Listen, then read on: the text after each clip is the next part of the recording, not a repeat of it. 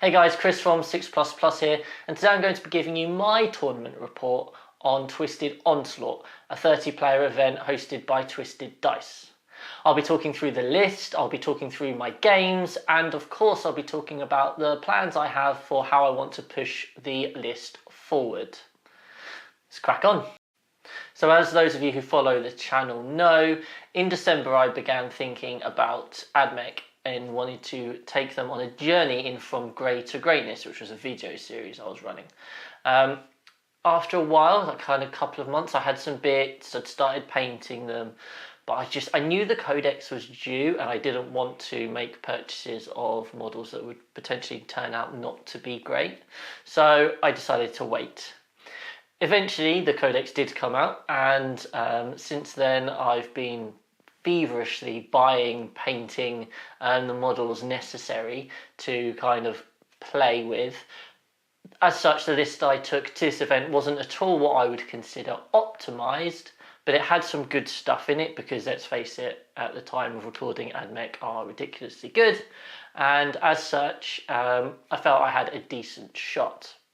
The list I ended up taking was a single battalion, which was Lucius. I feel at the moment Lucius is the one which is probably the strongest, and I think tournament results are showing that too.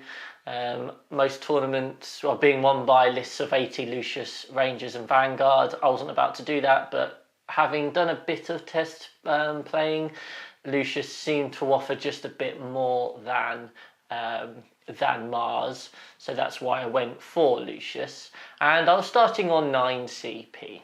So in terms of my HQs, I started off with a Tech Priest Dominus, Core Eng as he's known. I went with him because he was the first HQ I painted and I wanted him in the list. Quite simple as that, really. He had no extra buffs, he was just there to kind of be that additional reroll ones to hit aura. I then went for a Piscari Marshal. These guys are fantastic value. I gave him the relic, of course, to reroll ones to hit as well as to wound. I gave him a programmed retreat, which enables him to pick a unit to fall back and shoot, which I think is huge for a shooting army like the one I was wielding. And of course he enables a unit to ignore the deprecation. So for example, if I have +1 save, I could have a unit ignore the -3 to their move. And then finally I had the Manipulus. He was, I guess, the main character in the list. Not only is he enabling a unit to be an extra AP and +6 inch range, which is fantastic on the vanguard, but I made him a low guy, which meant that he could make a unit ignore AP 1 and 2. He had Luminescent Blessing, which meant a unit could have Transhuman, and of course he had the Solar Flare Relic, which enables you to pick a unit up and transport them somewhere else onto the board. I don't own or have the desire to play 80 Piscari. I went for 2 blobs of 18, Rangers and Vanguard. Now they are 18 because I don't have the 20s, but actually in my opinion, just save the points. 18 is just as good as 20 and it gives you an extra little bit. So if you are running those 20 and you're thinking, I just can't quite fit this extra thing in, just knock a couple of models off each unit and you really won't notice the difference. I also went for 3 breaches because they were painted. Obviously breaches have been hammered quite hard. They're nowhere near as good anymore because they don't have the core keyword. And I'll talk about my thoughts on them at the end later there. In terms of my elites, I had a Culexus Assassin because he was painted, I had 100 points to spare, and I really enjoy Culexus Assassin. Obviously we do have the weakness of Psychers, so it just gives you that little bit of protection. Not a huge amount in real reality, but it can make a difference, especially those spells which go off on like a 6 or a 7, suddenly making them an 8 or a 9. Just sit him in the middle of the board. But actually just having that utility of going to find that character who doesn't have too many attacks but can really hurt like something of yours, and just tying him up for 2 or 3 turns, that can be really powerful. Because of course they can only be hit on 6s. I also went for 10 Corpuskarii Priests, which are the shooty ones, and I went for 10 Fighty Priests. just to give me that bit of counter punch. And I always started the shooty priests in deep strike for 1 CP using the Lucius stratagem. In terms of fast attack, I started off with 5 Serberys Raiders because I had them painted and I do really like the models and I think they're really cool. And you know what, they had some utility. How great they are, not entirely sold on, but yeah, they were great. And of course, they're probably one of the most efficient units in the book, if not the game at the moment, the ironstrider Piscari. They were inevitably had to be in the list, didn't they? So they were kind of, how do I split those? Do I take a big blob of 5 or do I go for smaller blobs? In the end, I went for my 3 lascannons and my 2 autocannons. It means you can't buff them as much defensively, but it means you can get to different places, get different angles, and they kind of ran as separate units. I didn't really ever bunch them together, and they did the job, really. In terms of heavy support, 1 Disintegrator. Obviously, these guys were great, and then the book came out and they went down to strength 5, which isn't anywhere near as good. But for me, having that out of line of sight shooting just to sit at the back and just over the course of a game just plink off wounds, it was quite handy and I did quite like that addition. And then of course in terms of flyers, 2 bombers, love these guys, want more of them, definitely want more planes. They were there just to get the kind of, you turn off to a good start with the mortal wound so you could help with your target priority. And then finally a dune rider, which the Piscari Priests went into. So the tournament itself, Lee, Ben and I went down to Lee's on the Friday night and we got there nice and early on the Saturday morning. I've played at this venue quite a few times before. It's a nice enough venue, lots of terrain, different styles of terrain.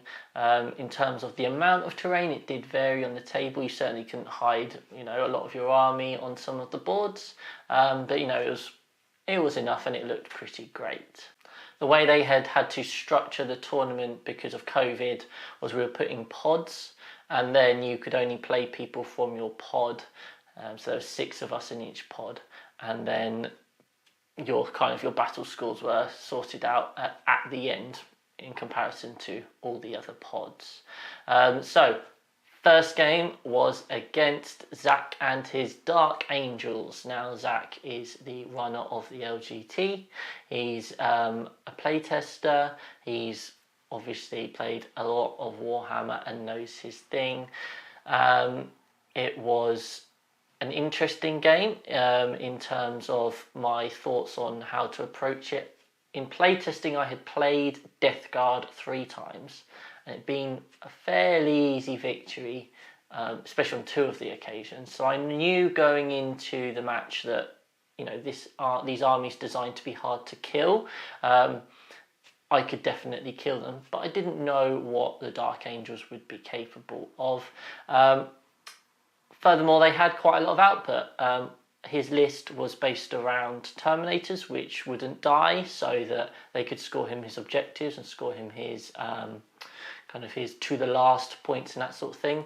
And then he had Ravenwing, and so he had Melter Bites, he had Black Knights with their plasma, and they were just all going to run forward or race forward and shoot me to pieces.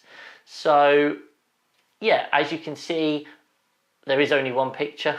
So just to give you a vibe of the board, it was end to end in terms of the layout. As you can see from the picture, I'm at one end, Zach was at the other. He hid, I kind of just bunched up roughly in the middle, and I got to go first. He had basically hidden his entire army behind the ruins, apart from a 5-man Terminator squad, which was positioned so that when he went, he could go and sit on the objective. It was in cover, and he kind of just assumed it would survive. So in my first turn, I kind of just shifted everything slightly forward, screened out as best I could, and everything that could shoot that 5-man Terminator blob did so. The bombers went over, and at the end of my turn, that 5-man Terminator squad was dead. Zach rolled not great for his saves, and yeah, they just kind of all died. Obviously, a lot of them were on a 2-up, and I think his first 5 rolls, 3 were 1s, It was kind of that sort of thing. So yeah, off to a very strong start, and it was just, well, what's he going to do? Is he just going to sit there, or is he going to come to me? He chose to come to me, so he moved all his bikes up to the midfield and basically said, right, I'm going to shoot you now. And he did so, and he killed 2 of my lascannon dragoons. He killed my disintegrator tank. He tried to charge, or he charged into my culexus with his talonmaster, failed, and then ran away. And that was kind of it. He didn't quite hurt me as much as he wanted. His army was basically sat in the middle of the board and saying, shoot me, so that's what I kind of did. I just moved everything up and started blasting, as they say. And at the end of that, he had no models left really in the midboard.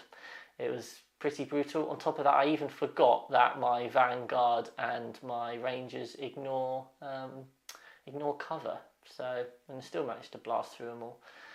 And at that point, he said there was no point playing on anymore. So he said, "You're going to table me turn 3. There's no point." So we called it there, and I got off to 100 to 24 point victory. So yeah, pretty happy about that. Nice and easy. So yeah, that was 1-0. Next up, I was against Tom and his Sisters of Battle.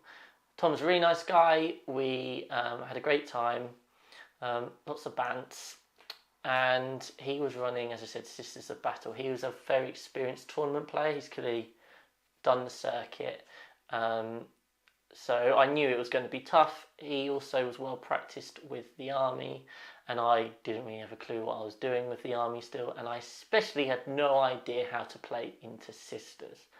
So the only thing I could really do was ask lots of questions, try and work out what the most dangerous units were going to be to me, and blast them off the table and hope that was enough, really.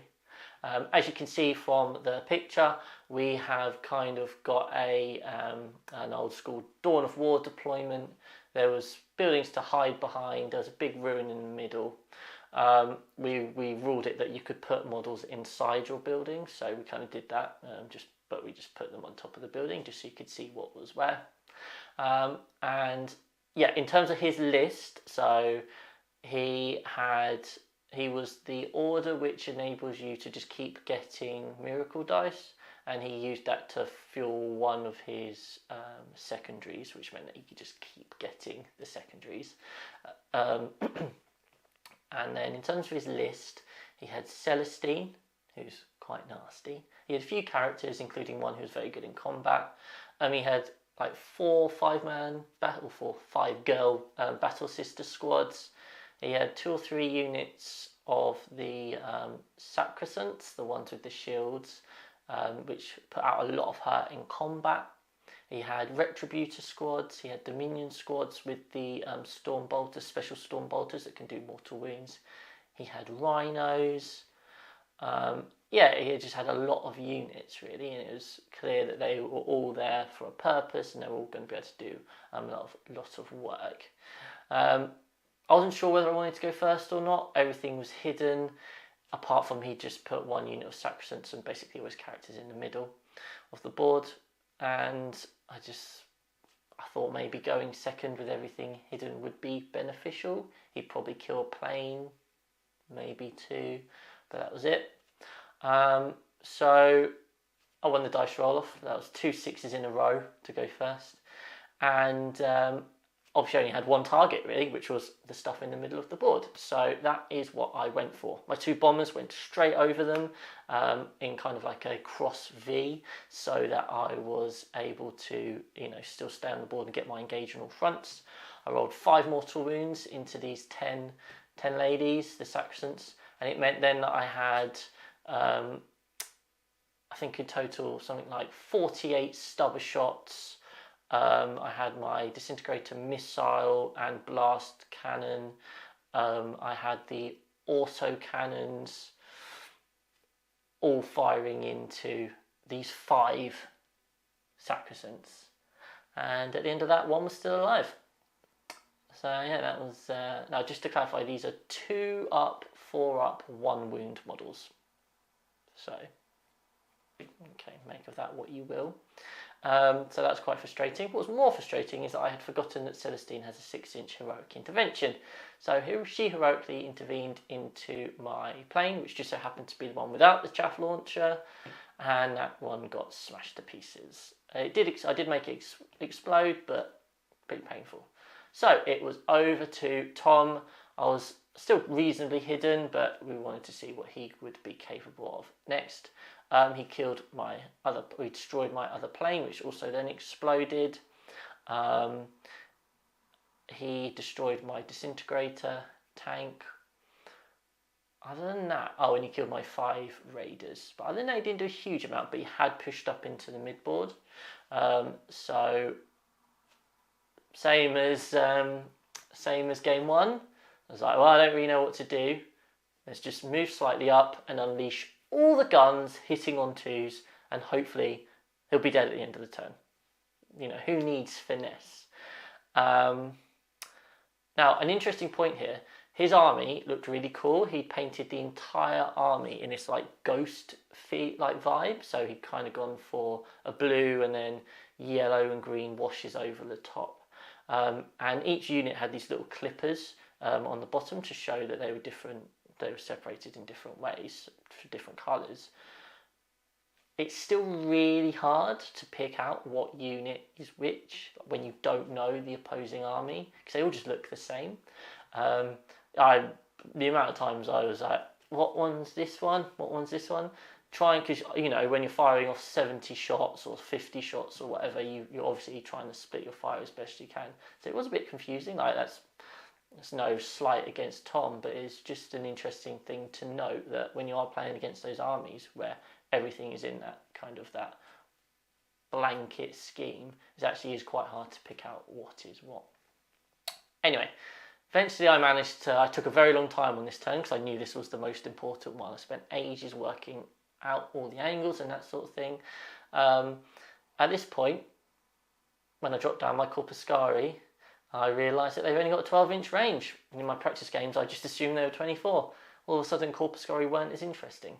But yeah, despite that, I rolled a load of 6s and they kind of mashed through some retributors. Did bits of damage elsewhere, but finally we came to the Rangers. Okay, so the Rangers, I thought, you know what, these guys can just wipe out these sacrosants, and I've got my 8 sacrosants, and I've got my priests to go in and finish anything off, so we'll be fine. So these Rangers are firing off 72 shots, hitting on 2s, re-rolling 1s.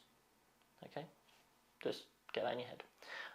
I put a couple of them into these really stubborn Dominions that just weren't dying, just to finish off this one Dominion. So Dominion died, so I had 66 shots, hitting on 2s, re-rolling 1s.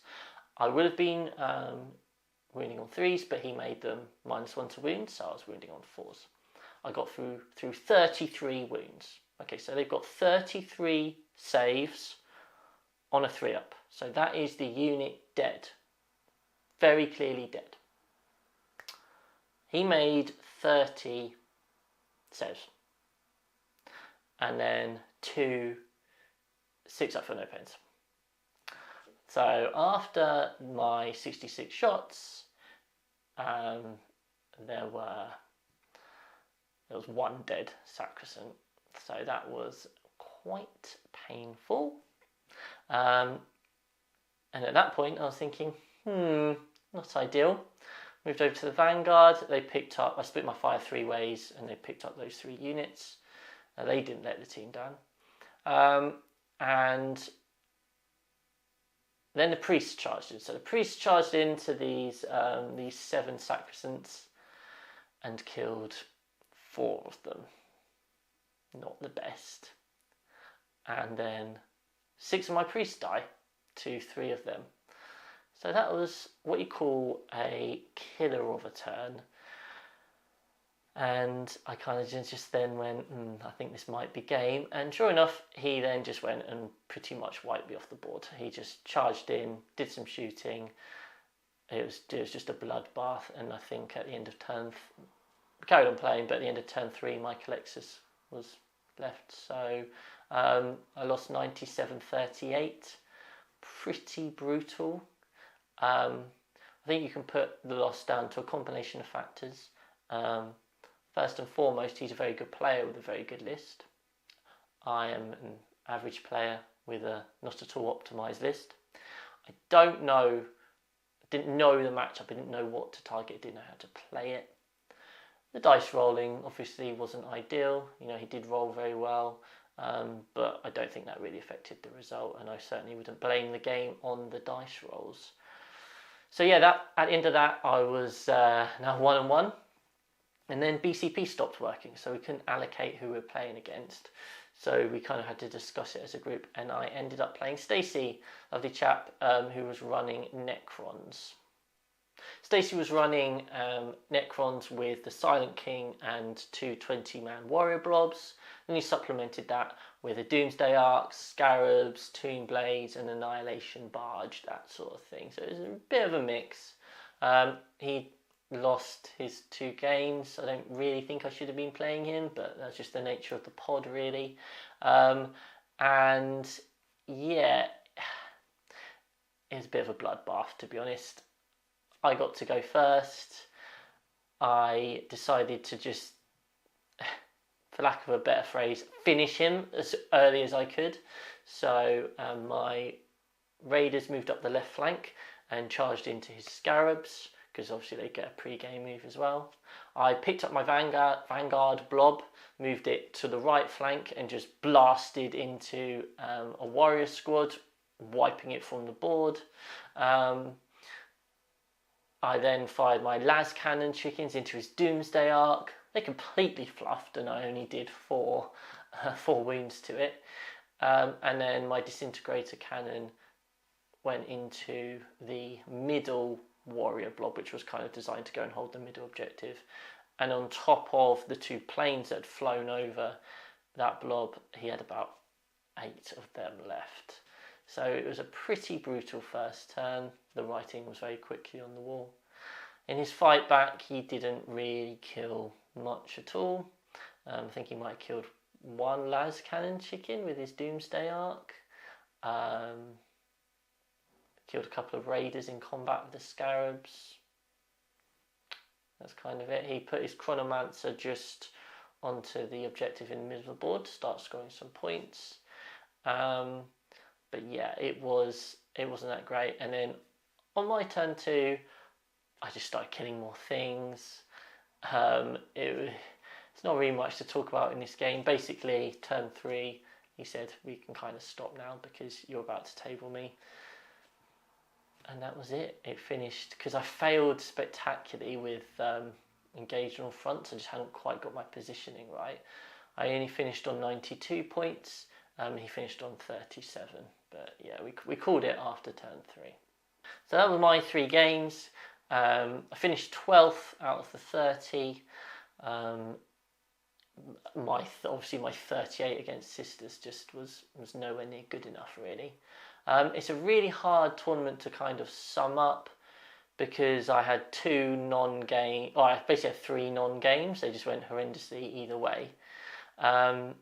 But it was nice to get out and play. I haven't played for ages now in terms of a tournament, so it was great to get out and play my first 9th edition tournament and just start to get my ideas in my head around the list and Ad Mech in general.